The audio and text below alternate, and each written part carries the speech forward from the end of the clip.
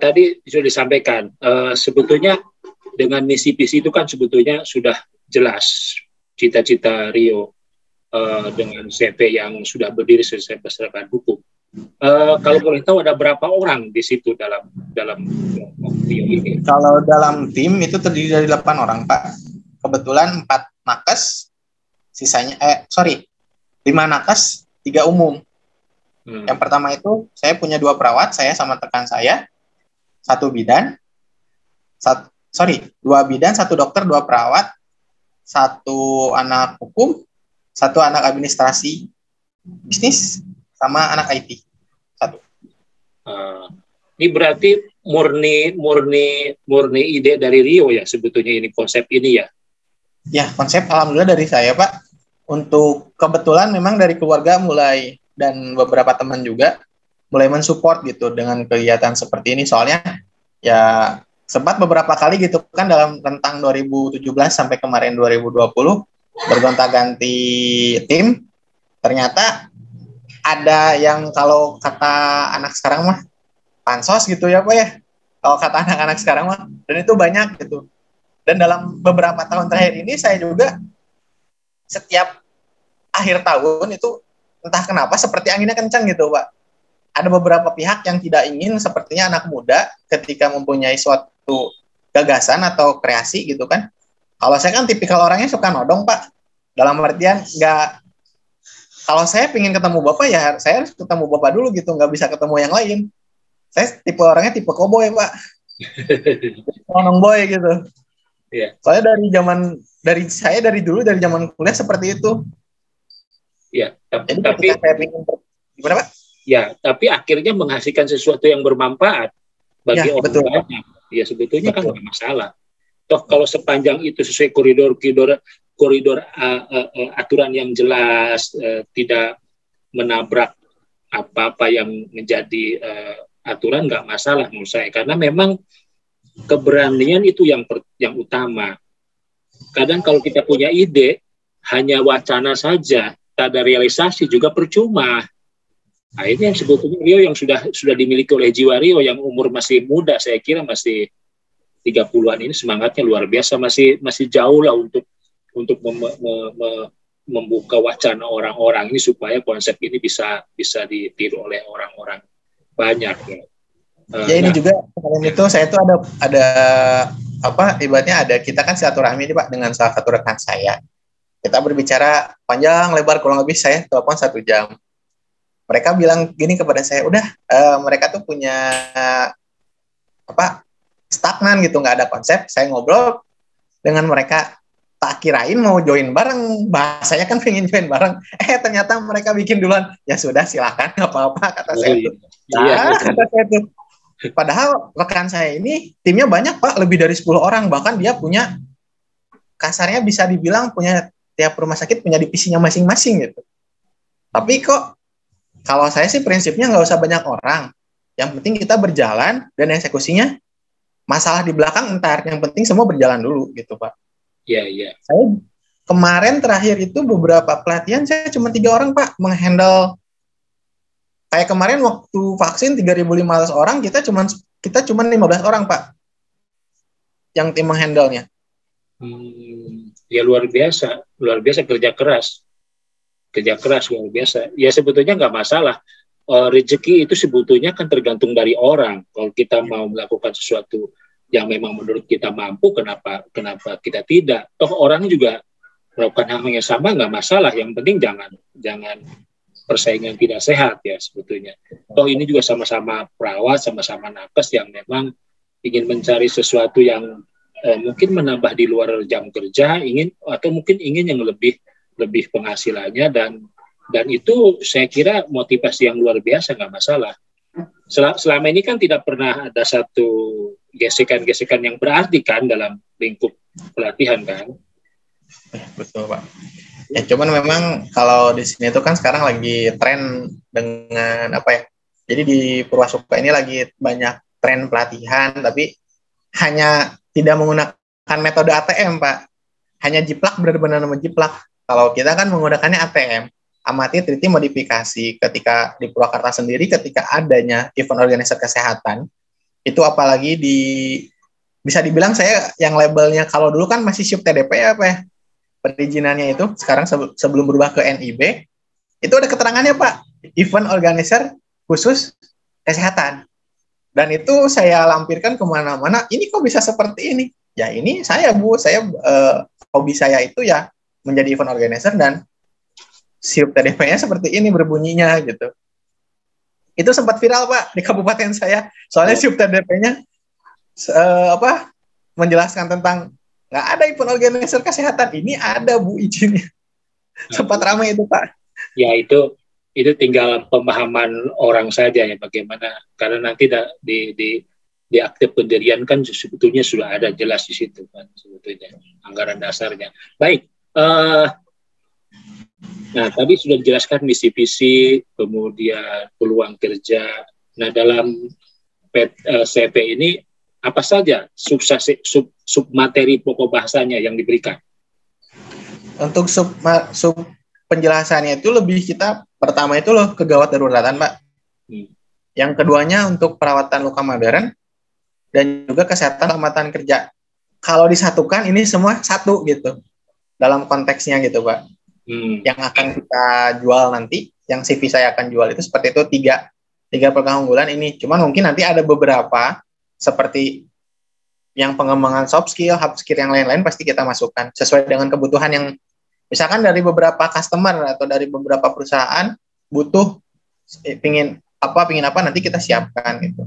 Alhamdulillah kemarin baru di Kerawang itu kita baru banget kemarin sounding ke bidan Pak, pengurus bidan Karawang, pengurus bidan Purwakarta.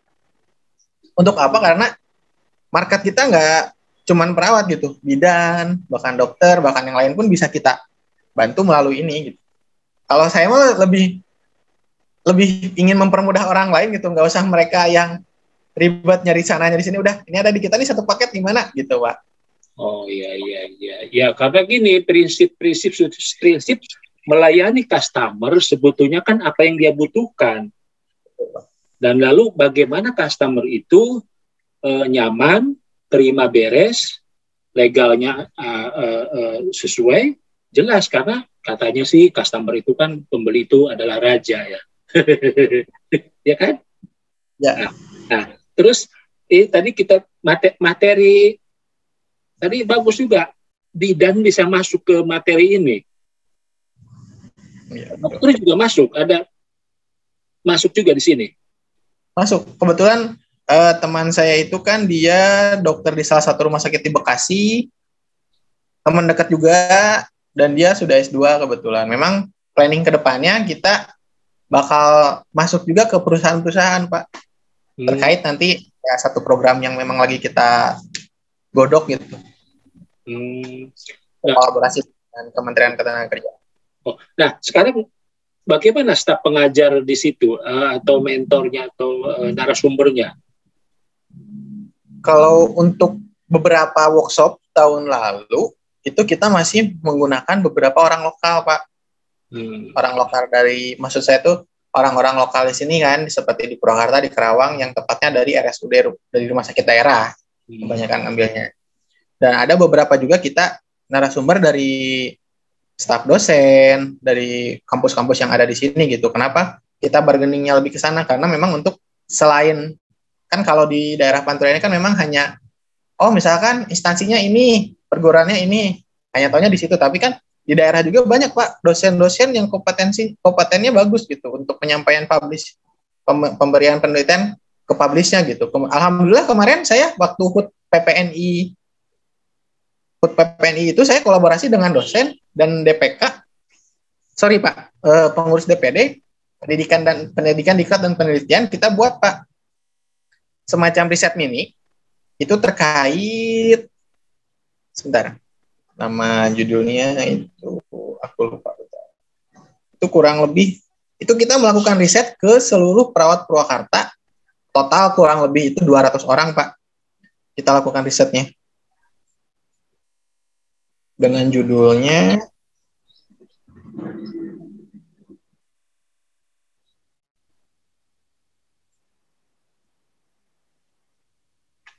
dan itu pun kita ikutin arahan dari Kesbangpol terus ke tim Satgas, padahal kita kan melakukan penelitiannya itu by phone ya Pak ya, sebenarnya menggunakan Google Form, tapi kita ikutin alurnya semua gitu sesuai arahan dari pemerintah gitu. Dengan judul seminarnya itu tren dan isu pasca 1 tahun pandemi COVID-19 di Indonesia serta evaluasi dan tantangan kinerja perawat di era vaksinasi COVID. Itu kurang lebih tanggal 25 April 2021 gitu Pak. Itu kita melakukan riset. Jadi kita konsultasi dengan, kebetulan pematerinya itu adalah dosen dari salah satu instansi, dia dari satu kampus di Kerawang.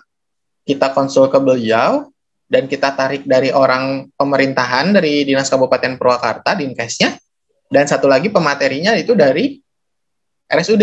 Jadi balance gitu, ketika kita mengadakan riset ini, dijelaskan oleh dosen, real lapangannya oleh rekan-rekan perawat yang dari rumah sakit daerah, dan dijelaskan by data oleh orang Dinkes. Alhamdulillah sih Pak, dengan jumlah ya lumayan banyak itu peserta dan itu fee. Kita lakukan kerjasama dengan DPD PPNI Kabupaten Purwakarta. Oh, luar biasa ini. Jadi memang ini tidak kaleng-kaleng ini BCT ini.